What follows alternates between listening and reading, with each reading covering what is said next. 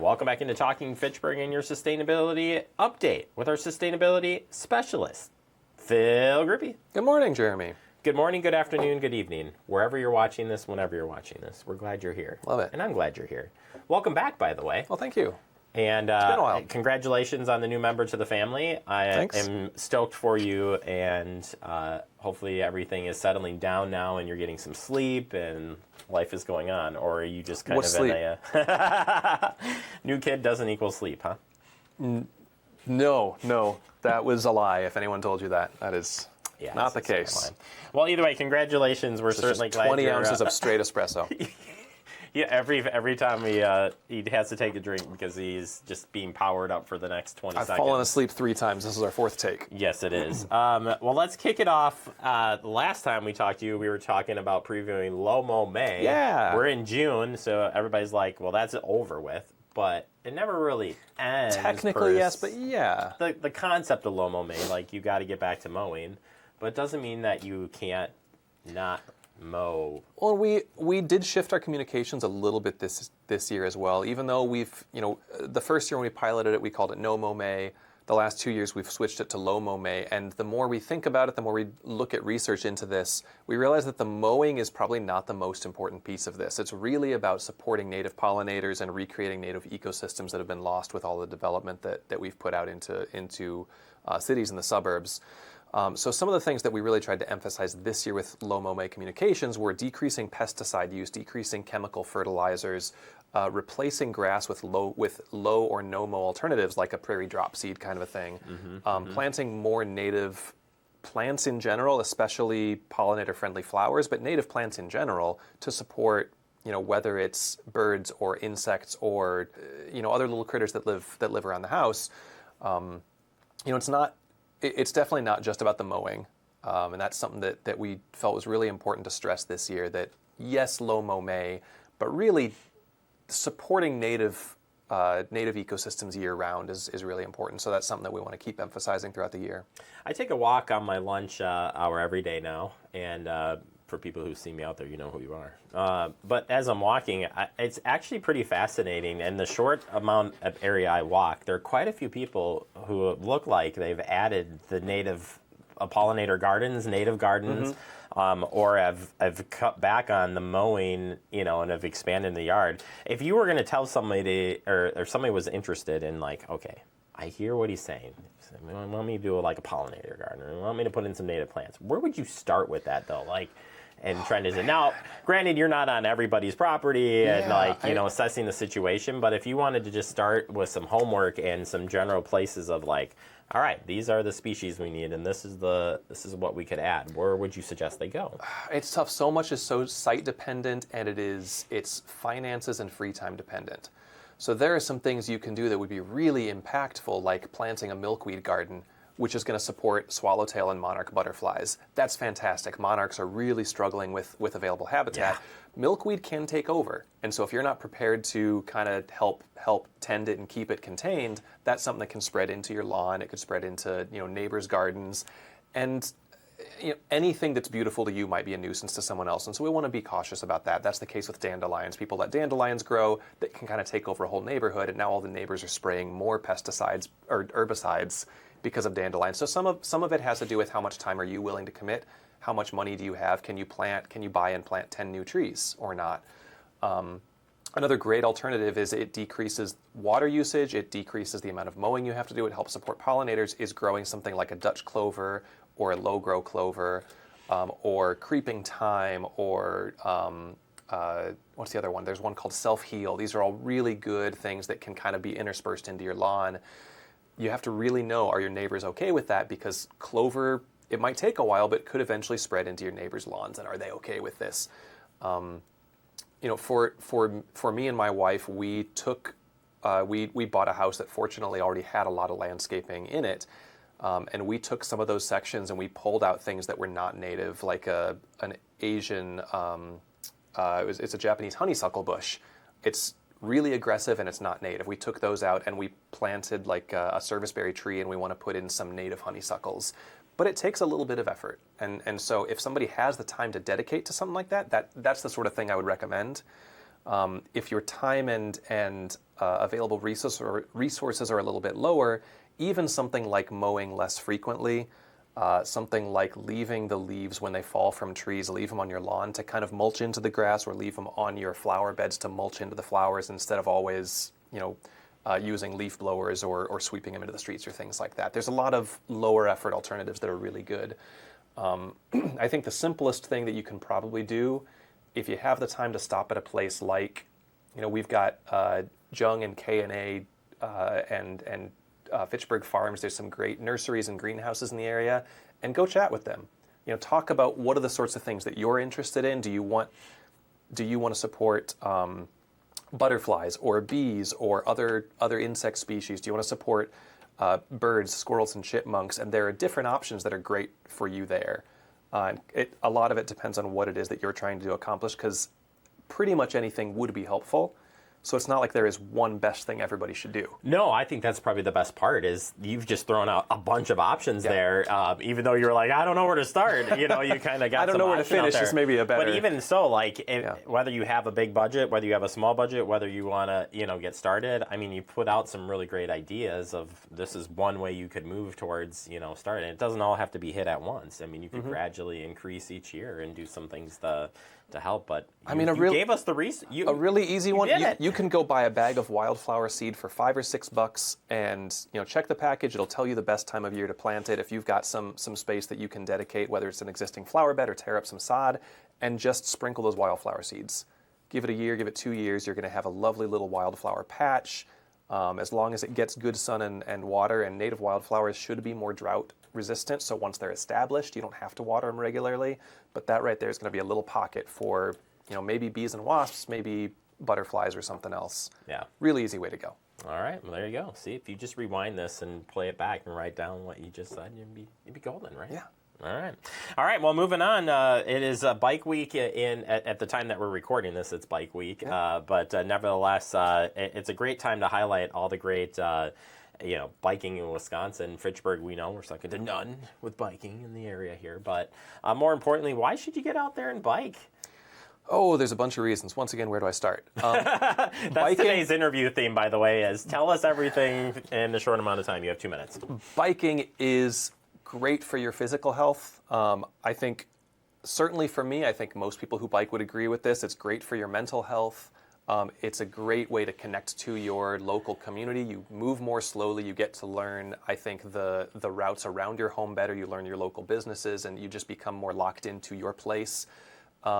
Biking is an economic boost for the city. The state of Wisconsin put out a report about 4 years ago, I think. It was a Governor's Commission on Bicycling, and found that the benefits, I hope I'm right about this, it was something like $1.3 trillion of benefits.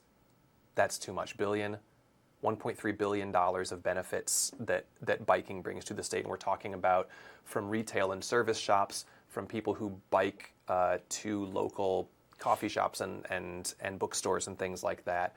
It's a really big economic boost where I've seen studies that people are more likely to visit local shops if they're on bike or traveling by foot than if they're driving, where you're going to more likely drive somewhere far away. It's great for decreasing traffic, which is good because drivers now have to face less congestion, and we have fewer frustrated drivers because you get where you're going faster. But it also decreases emissions, both because fewer cars on the road, and also when cars are not stuck in stop-and-go traffic, their cars are burning fuel more efficiently. And so there's a lot of benefits there to air quality and climate-related emissions. There's a ton of benefits for biking. Just like with Lomo May, just like with, for Earth Day, a common chorus is Earth Day every day. That's kind of the case with all these things. And Bike Week is a great way to focus attention on it. Bike year-round. Bike through all the warm months if you can. Winter biking, I know, is a different beast. But biking is it's a really great way to get out and move yourself around and get to know your local community.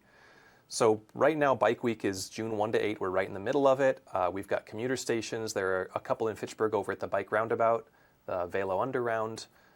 There's a bunch around Madison as well. We've also got some different events going on throughout the week. I know on Wednesday, and I think this will be in the past if you're watching this video now, but Wednesday there's a a monthly Rides for Joe. These honor the memory of Joe Imilkowski, a former bike committee member in the city of Fitchburg and a Bike Fitchburg member, who was a really passionate advocate of cycling and passed about a year and a half ago. So the Senior Center is hosting these monthly Rides for Joe. You'll probably miss the June one if you're watching this, but check out July and August. Those depart from the Senior Center. I believe it's the first Wednesday of every month at about 10 a.m. Over the weekend, there are also a couple of events that are being hosted by local breweries. So Delta Beer Labs and Great Dane and Hop House are joining together for a Fitchburg Draft Picks bike ride. There's also one that I think it's Delta is doing with Starkweather Brewing. That's up in Madison. Just a lot of really cool events going on right now. Check out Madison Bikes, the Wisconsin Bike Fed, Bike Fitchburg websites for information on all those. And if that wasn't enough, B-Cycle. There's B-Cycle. more B-Cycle stations being added, but what a great way if you're like, man, I can bike, but my knees aren't so good anymore. So could I jump on a B-Cycle and take a spin and You sure can. check out some things? Yeah. And now there's more stations And now than ever. there's more coming. So we've got 19 stations in Fitchburg right now. Since the B-Cycle program expanded from Madison and Monona and McFarland to Fitchburg, we've got 19 stations. We're looking to add 3 or 4 more this year. We have some grant funding from a few years back from the Department of Transportation that we still have not fully used up. So we're looking to add a couple more. But because it's Bike Week right now, through the end of Bike Week, I want to get this code right. I believe it's Bike Week 25. There is a discount code for 25% off a monthly membership. So you can go to B-Cycle, sign up for that monthly membership. I think it would normally be about $33. This will take it down to right around 25-ish. And that code will get you that discount through the end of Bike Week, so through June 8th. It's a great opportunity to get out there, try some things. I just tried for the first time. You're going to be proud of me. How'd it go?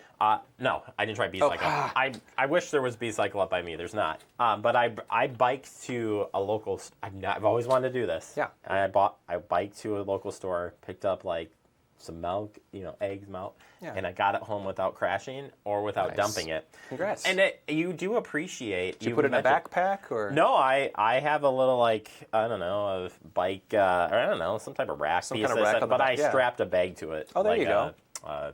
41. I don't know what those are called. Whatever that bin is called. Anyway, I made it. Awesome. But it was really exhilarating to be like, man, I did this without taking the car out, and I'm out in the country.